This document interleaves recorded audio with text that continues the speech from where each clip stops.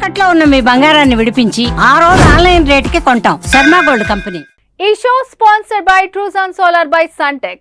ట్రూజాన్ solar power super power. మీ power bill zero కావాలనుకుంటున్నారా? అయితే ట్రూజాన్ సోలార్ పవర్ ఇన్స్టాల్ చేసుకోండి.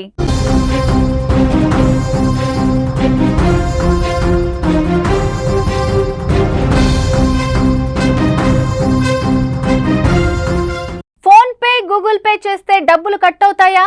3000 దాటితే ఛార్జీలు వేస్తారా? నిన్నటి నుంచే ఇదే ప్రచారం జోరుగా సాగగా కేంద్రం క్లారిటీ ఇచ్చింది. ఆ వార్తలను ఆర్థిక శాఖ ఖండించింది. ఛార్జీలు వసూలు చేసే ఆలోచన లేదని చెప్పేసింది. డిజిటల్ లావాదేవీలను నిర్వహించడం వల్ల ఖర్చులు పెరుగుతున్నాయని బ్యాంకులు, చెల్లింపు సంస్థలు ఆందోళన వ్యక్తం చేస్తున్నాయి. దీంతో వీరికి సహకరించేందుకు మర్చెంట్ డిస్కౌంట్ రేట్లను వసూలు చేయాలని కేంద్రం ఆలోచిస్తోందని వార్తలు వచ్చాయి.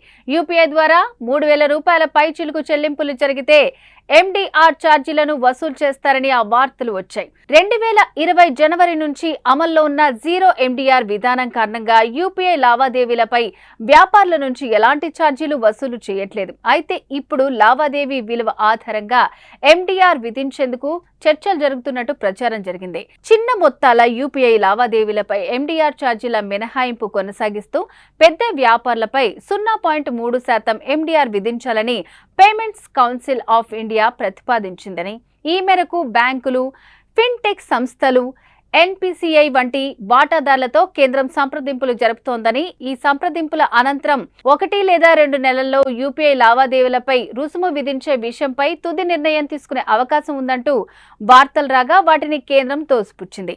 యూపీఐ చెల్లింపులపై ఎలాంటి ఛార్జీలు విధించడం లేదంటూ స్పష్టం చేసింది.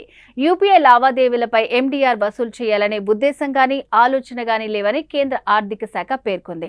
ఆ వార్తలు పూర్తిగా ఊహాజనితమని కొట్టిపారేసింది.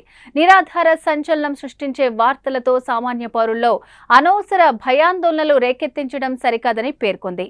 యూపీఐ ద్వారా చెల్లింపులను ప్రోత్సహించడానికే ప్రభుత్వం పూర్తిగా కట్టుబడి ఉందని, ఆ విషయంలో ఎలాంటి ఆందోళనలు అవసరం లేదని భరోసా ఇచ్చింది.